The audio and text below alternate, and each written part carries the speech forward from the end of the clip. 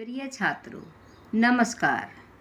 आज की कक्षा में हम 7वीं कक्षा की पाठ्य पुस्तक के पाठ 3 आर्य समाज के नियम 3 से 6 तक का अध्ययन करेंगे। जैसा कि आप पिछली कक्षाओं में पहले और दूसरे नियमों को पढ़ चुके हैं और आर्य समाज के 10 नियम हैं, तो आज हम आर्य समाज के 3 से 6 नियमों को समझेंगे। तीसरा नियम, वेद सब सत्य विद्याओं की पुस्तक है। वेद का पढ़ना पढ़ाना और सुनना सुनाना सब आर्यों का परम धर्म है। यहाँ पर इसकी व्याख्या है। आर्य समाज के पहले 2 नियमों में ईश्वर के स्वरूप की व्याख्या की गई है। तीसरे नियम में यह बताया गया है कि वेद क्या है और उसके संबंध में हमारा कर्तव्य क्या है। और आप इस नियम के बारे में पहले भी पढ़ चुके हैं।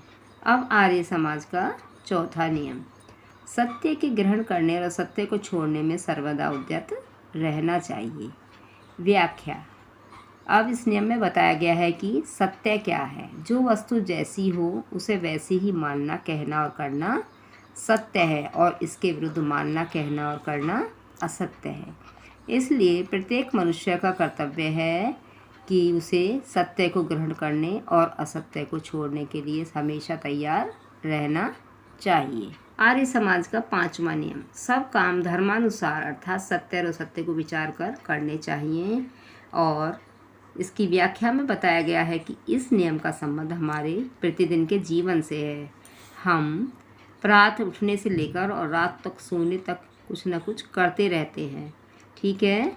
तो जिन कर्मों को करने से किसी की हानि ना हो अर्थात सबका लाभ हो और अपना भी लाभ हो, तो हमें वैसे ही कर्म करने चाहिए और सत्य का पालन करना चाहिए। इसमें बताया गया है कि नास्ति सत्यात् परो धर्मो ना सत्यात् पातकम परम। सत्य से बड़ा धर्म और असत्य से बड़ा कोई पाप नहीं है। यही इस नियम का सार है। छठा नियम, संसार का उपकार करना इस समाज का मुख्य उद्देश्य है अर्थात शारीरिक, आत्मिक और सामाजिक उन्नति करना। व्याख्या, आर्य समाज के छठे नियम में बताया गया है कि प्रत्येक मनुष्य का उद्देश्य संसार का उपकार करना होना चाहिए और मनुष्य को दूसरों की भलाई करने से पहले अपने शरीर की उन्नति, आत्मा की उन्नति तथा सामाजिक उन्नति के लिए प्रयास करना चाहिए। और यही आर्य समाज भी चाहता है कि अपने शरीर की उन्नति और लंबी आयु के लिए ब्रह्मचर्य का पालन करें और नियम पूर्वक रहें। आत्मिक उन्नति के लिए चरित्र की पवित्रता के साथ साथ अष्टांग योग द्वारा आत्मा में परमात्मा के दर्शन की योग्यता पैदा करना अपेक्षित है तथा सामाजिक उन्नति के लिए सामाजिक कर्तव्यों का पालन अपेक्षित है। देव पूजा, संगतिकरण तथा दान द्वारा इस सामाजिक भावना का विस्तार होता है। अतः हमें धर्म के अनुसार ही सभी कार्य करने चाहिए, अधर्म के अनुसार नहीं। अब इसके अभ्यास प्रश्नोत्तर हैं, मैंने आपको ये लिखकर बताए हैं। अभ्यास प्रश्नोत्तर। प्रश्न 1, वेद सब सत्य विद्याओं का पुस्तक है का अभिप्राय स्पष्ट करें। उत्तर, वेद सब सत्य विद्याओं का पुस्तक है का अभिप्राय अर्थात अर्थ यह है कि कौन सी विद्या सत्य है और कौन सी नहीं, इसके निर्णायक वेद हैं। वेद अपौरुषेय हैं अर्थात इन्हें किसी मनुष्य ने उत्पन्न नहीं किया या नहीं बनाया। अतः सत्य और असत्य एवं अपने कर्तव्यों को जानने के लिए वेदों को पढ़ना और सुनना आवश्यक है, क्योंकि वेद ईश्वरीय ज्ञान होने से प्रमाण हैं। इसलिए प्रत्येक मनुष्य को वेद अवश्य पढ़ना चाहिए। प्रश्न नंबर 2, आर्य समाज के चौथे नियम की व्याख्या करें। उत्तर, आर्य समाज के चौथे नियम के अनुसार जो वस्तु जैसी हो उसे वैसे ही मानना, कहना और करना सत्य है और इसके विरुद्ध आचरण करना असत्य है। अतः मनुष्य को अपना आचरण सत्य पर आधारित रखना चाहिए और असत्य को तुरंत छोड़ देना चाहिए। प्रश्न नंबर 3, धर्मानुसार अर्थात सत्य और असत्य को विचार कर का भाव स्पष्ट करें। उत्तर, धर्मानुसार अर्थात सत्य और असत्य को विचार कर का भाव यह है कि हम जो कुछ भी कार्य करें वह धर्म के अनुसार हो अर्थात पाप ना हो।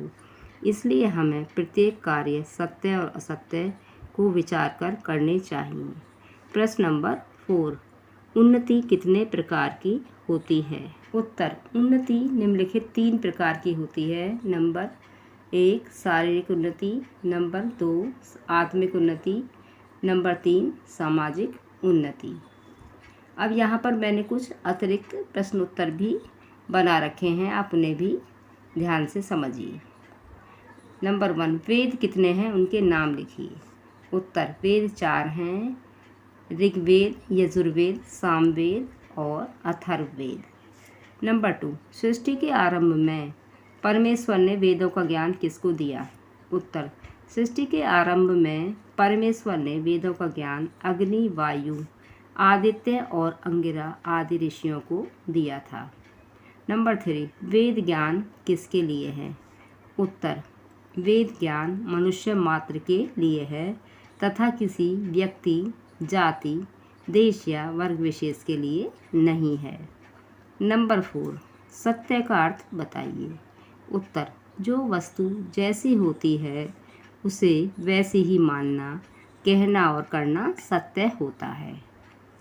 नंबर 5, नास्ति सत्यात् परो धर्मो न सत्यात् पातकम परम का अर्थ लिखिए। उत्तर, इसका अर्थ है कि सत्य से बड़ा कोई धर्म और असत्य से बड़ा कोई पाप नहीं है। अभी अंत में इसका सुविचार है, प्रत्येक व्यक्ति को वेद पढ़ने का अधिकार है। तो देखिए, मैंने आपको संक्षेप में इस पाठ को भी समझा दिया है और इसके प्रश्न उत्तर भी लिखवा दिए हैं। आप इस पाठ को दोहराएं और इन प्रश्न उत्तर को अपनी नोटबुक में लिखें। अगली वीडियो में पुनः मिलेंगे। धन्यवाद।